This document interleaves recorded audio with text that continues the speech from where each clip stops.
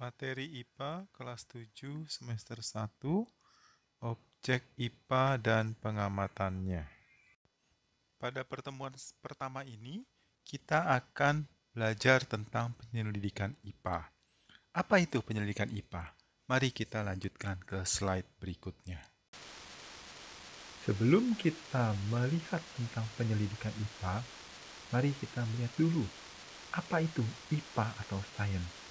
Ya, ilmu pengetahuan atau sains itu adalah upaya sistematis untuk menciptakan, membangun, dan mengorganisasikan pengetahuan tentang gejala alam.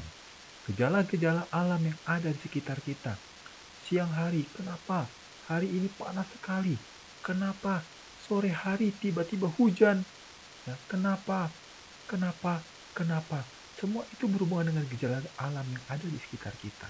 Bagaimana kita bisa mengantisipasi itu, melakukan pencegahan atau memanfaatkan gejala alam yang terjadi. IPA atau sains adalah upaya sistematis untuk menciptakan, membangun, dan mengorganisasikan pengetahuan tentang gejala alam. Jadi pada saat kita belajar IPA, ilmu pengetahuan alam, maka kita sebenarnya sedang melakukan pengamatan, penyelidikan, ya, mengumpulkan informasi-informasi pengetahuan tentang gejala-gejala alam yang ada di sekitar kita. Untuk itu kita butuh belajar tentang penyelidikan IPA. Bagaimana kita menyelidiki gejala-gejala alam yang terjadi. Bagaimana caranya? Yang pertama, mengamati. Yang kedua, mengolah informasi. Yang ketiga, mengkomunikasikan. Nah, mari kita sama-sama melihat satu persatu. Apa itu mengamati, mengolah informasi, dan mengkomunikasikan. Dalam menyikapi gejala-gejala alam yang terjadi di sekitar kita, maka kita butuh untuk melakukan penyelidikan IPA. Apa saja yang termasuk dalam penyelidikan IPA? Pertama-tama, mengamati. Berikutnya, mengolah informasi. Dan akhirnya, mengomunikasikannya. Ya, jadi kita akan membahas satu persatu tentang langkah-langkah dalam penyelidikan IPA tersebut. Yang pertama adalah mengamati. Ya, pada waktu kita menemukan sesuatu yang berbeda di sekitar kita, bukan fenomena alam di sekitar kita, maka kita melakukan pengamatan.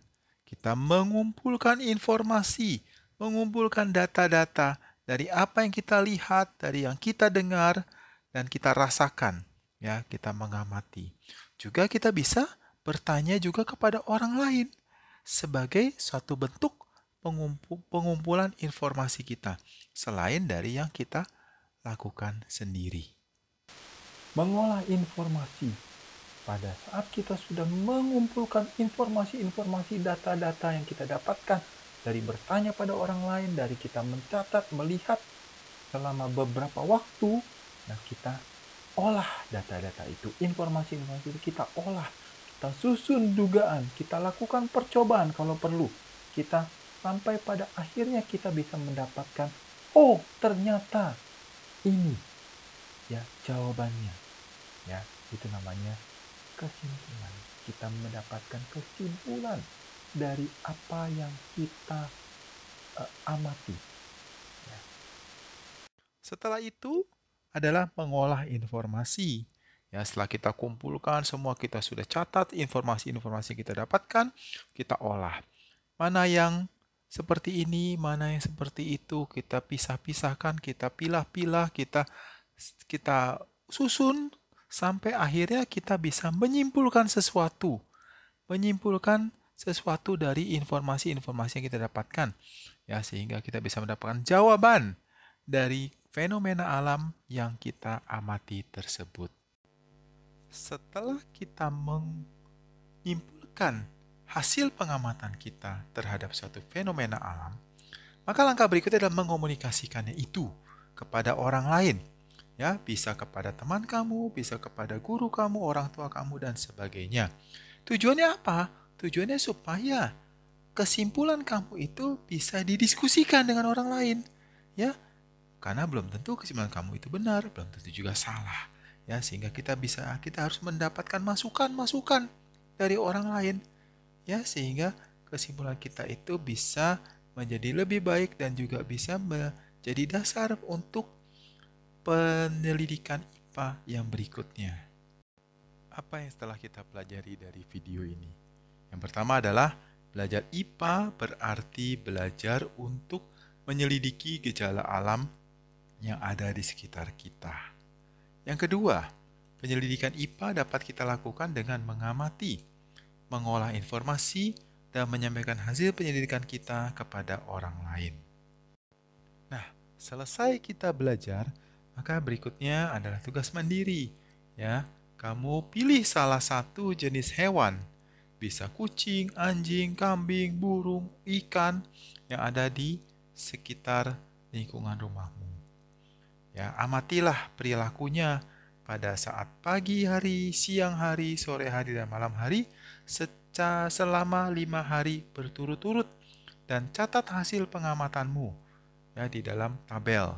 Ya, setelah itu jangan lupa setelah selesai kamu buat kesimpulan dari perilaku hewan tersebut. Nah, ini adalah contoh tabel. Ya, kamu bisa pakai contoh ini ya atau kamu mau buat yang versi kamu sendiri. Silakan. Tugas mandiri yang kedua adalah kita berhubungan dengan tumbuh-tumbuhan nih. Ya, tanam sebutir kacang hijau dalam gelas plastik sebanyak 2 tempat. Ya, satu tempat taruh di luar rumah, ya, bagian yang terkena sinar matahari, dan satu lagi dalam rumah yang tidak terkena sinar matahari. Ya, siram dengan air secukupnya.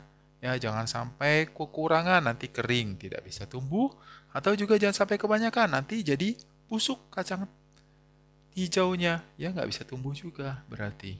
Ya, nah amati pertumbuhan kacang hijau tersebut selama 7 hari berturut-turut, catat hasil pengamatanmu dalam tabel. Ya, dan juga kembali jangan lupa buat kesimpulan dari pertumbuhan kacang hijau tersebut, baik yang terkena matahari maupun yang tidak terkena sinar matahari. Nah, ini adalah contoh tabelnya ya. Sekali lagi kamu boleh gunakan ini atau kamu mau buat yang versi kamu sendiri. Silakan. Selesai sudah pembelajaran kita pada kesempatan kali ini. Sampai jumpa di video berikutnya. Dadah.